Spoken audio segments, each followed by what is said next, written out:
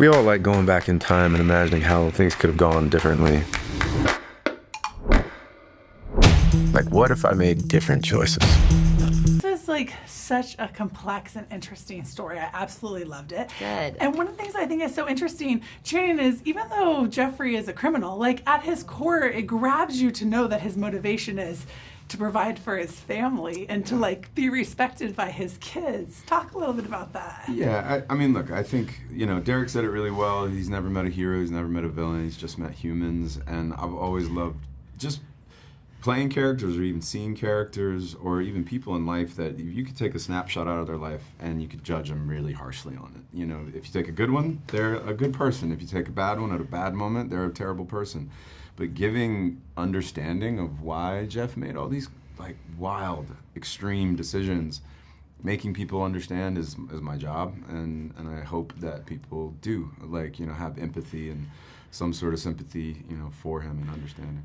Well, one of the things, speaking of judgment, Kirsten, I feel like your character was like grace personified, whether it's her coworker or the kids at Christmas. Totally. She's such a good Christian woman. Well, She's just like even holding a space for Jeffrey to be seen, right? Yeah, no, I think that, but also I think their connection was really real, and that's why she could deal with that pain and also be a bigger person about the entire thing, because they left such an impact, he did, on their lives. So she still talks about him with so much love.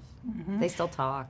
And the movie was so funny. Thank you for giving us a chance to laugh. we need that right now. But one of the things that I love too is like kind of this deep conversation of like where we place our self-worth, right? I think your character says to Jeffrey at one point, like, you are enough. Like, we don't have to buy affection or perform for affection. Maybe talk a little bit about that in Roofman.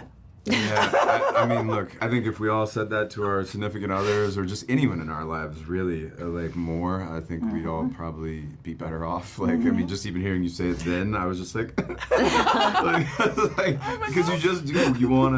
It's hard to remind yourself that it is, because now everything's about what can you provide, especially, I think, as, someone brought up the masculinity thing, which I was not ever really thinking about in the movie, but maybe there's a conversation there that, that Jeff was the man, and he felt like he needed to provide the house and provide all the bike, do all the stuff.